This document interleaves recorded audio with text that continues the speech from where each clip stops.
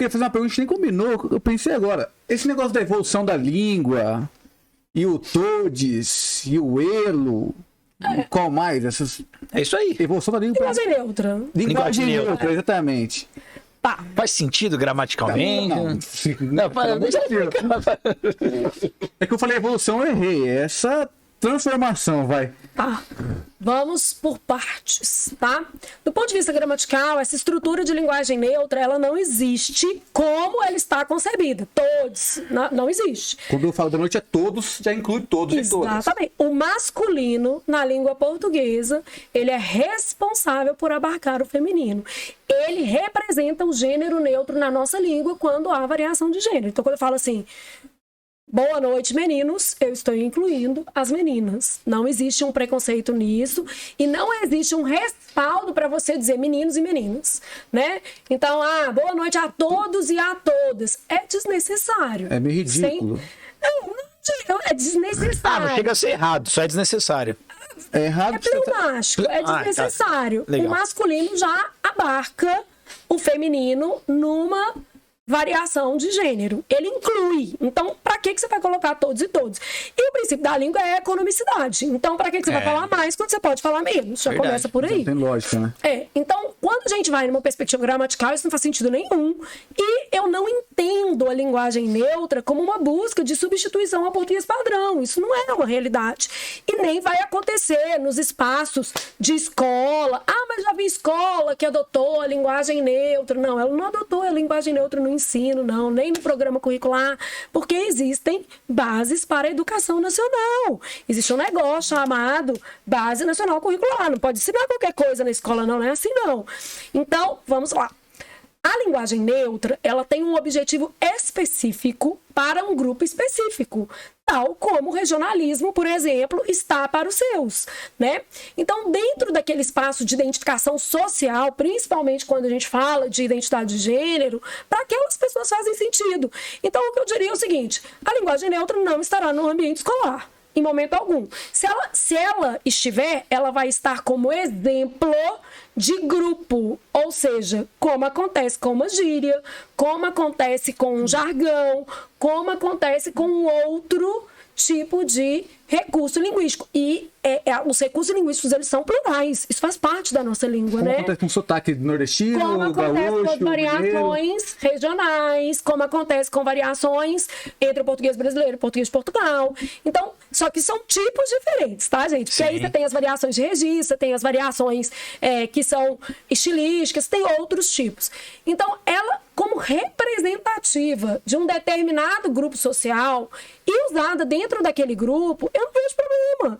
Aqui, mais ou menos, é como se você escolhesse assim, você gosta de um estilo de roupa, ok. Você gosta de um estilo de linguagem para se comunicar, inclusive, isto é uma realidade.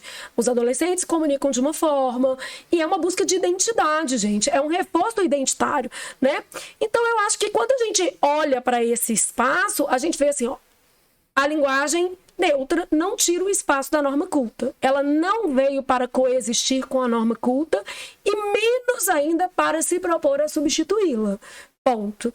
A linguagem neutra, ela é uma busca de maior identidade para um determinado grupo que não se encaixa na regularidade do nosso esquema sociocultural. Então, para este grupo, ela faz sentido e em nada me incomoda que ela seja usada dentro desses espaços, dentro desse contexto, e que ela seja mencionada num livro como um exemplo de linguagem neutra. Agora, escrever na linguagem neutra só se você estiver naquele grupo e com essa vontade. Redação do Enem, jamais. Na redação do Enem, jamais. Numa redação de concurso público, jamais. Agora... O que pode acontecer é esse grupo começar a reclamar que não está tendo isso nas provas. Não, mas isso não pode cair. Isso não é um parâmetro curricular, né? A variação linguística faz parte do padrão ou do parâmetro curricular. Então, dentro da variação linguística, todos os componentes linguísticos devem ser abordados dentro da variação linguística. Por exemplo, o registro que a gente usa na internet, que é esse registro mais abreviado, focado em uso de consoantes, né?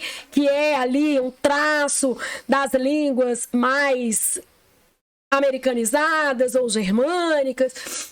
Esse traço, ele também é um tipo de variação. Agora, o aluno, ele sabe que quando ele está digitando na internet é uma coisa, quando ele vai fazer a redação é outra.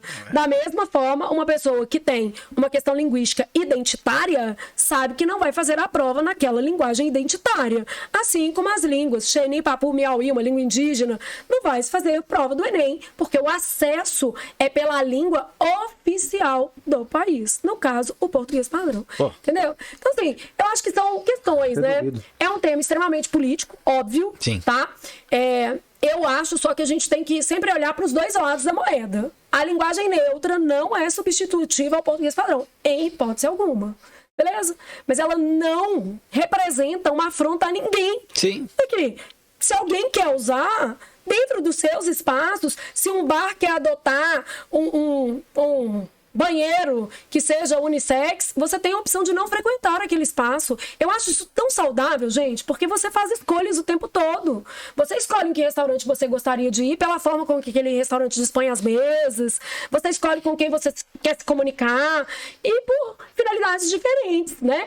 E a língua, ela tem a sua função agregadora também. Então, quando essas pessoas buscam essa identidade, elas estão buscando essa função agregadora. Sim. Aqui, essas pessoas com as quais eu me comunico, elas estão mais tolerantes às minhas necessidades. Então, eu vejo nessa linguagem neutra a tolerância à necessidade do outro. Eu não preciso me opor a ela, não. É uma questão de liberdade também. É uma questão de liberdade. Eu não preciso me opor, entendeu? Agora, não quer dizer que eu vá ensinar a linguagem neutra, não quer dizer que eu acho que o currículo padrão deva introduzir a linguagem neutra, e mais, não quer dizer que essa seja a maior questão linguística do Brasil, porque as pessoas saem da escola sem saber ler e escrever. Sim. Então, eu acho que antes da gente discutir a linguagem neutra, a gente tem que olhar para os dados do PISA, que é um exame internacional, que fala muito sobre a educação brasileira, olhar para os exames nacionais e perceber que a nossa lacuna educacional está no aprendizado do idioma e na matemática. E essa lacuna educacional que deveria ser problematizada enquanto questão educacional. A gente está pegando a educação no Brasil e trabalhando pautas políticas, quando as suprapartidárias é que seriam de fato importantes para todos cortina nós. de fumaça, né? Tá vendo o assunto Aqui, principal. nós estamos trabalhando ideologia de gênero na escola, linguagem neutra, de um lado. Aí, do outro lado, vamos trabalhar a questão de uma militância dentro do ambiente escolar, escola sem partido, né? Em Belo Horizonte foi voltado recentemente e tal. Gente, essas pautas... educação domiciliar, 7 mil famílias educadoras no Brasil. Nossa, vai fazer uma diferença, né? Afeta só quem é rico, porque quem é pobre vai ajudar na pauta escolar. Então, a gente tá aí com 4 pautas educacionais, tá? Linguagem neutra, que nem é pauta. Não sei nem por que os outros ficam discutindo isso, porque isso não se cogita, não. Ideologia de gênero. Ideologia de gênero, que é uma discussão. A outra questão, que é escola sem partido. E uma outra questão, que é educação domiciliar. Gente, será que o Brasil não tem problemas educacionais sérios? Vamos lá. Nós temos lacunas educacionais profundas, como a falta de regente em sala de aula na maioria dos estados, tá? Nós temos questões profundas como a incapacidade de dar aos nossos alunos acesso mesmo ao português padrão e à matemática básica, que esses dois elementos serão instrumentais para o desenvolvimento dessa pessoa, né, como sujeito social. Então, a gente tem esse problema. A gente sabe que a gente forma pessoas que não conseguem ler e escrever com proficiência. E aí nós vamos ficar reduzindo o discurso educacional a questões muito particulares que interessam a grupos específicos dos dois lados. É a família educadora aqui porque quer manter o seu filho dentro de um esquema religioso X ou dentro de uma abordagem educacional Y, porque são questões variadas. Famílias educadoras tem algumas que são religiosas e outras que não, tá? Então você tem componentes aí variados estudando esse assunto mais em profundidade. De um lado, a linguagem neutra são 2 pautas de direita e 2 de esquerda, né? Gente, existe um meio do caminho do tamanho do mundo a ser percorrido pelo Brasil para chegar a essas pautas. E esse meio do caminho é a nossa esperança para um futuro melhor mesmo, porque ele tem a ver com a qualidade da educação. Então vamos olhar para o umbigo, vamos pegar os textos dos meninos e corrigir, que vocês vão perceber que a gente não tem como ensinar nada antes de ensinar o básico. Exatamente, nós estamos evoluindo com pautas... As outras ciências da educação sem o básico.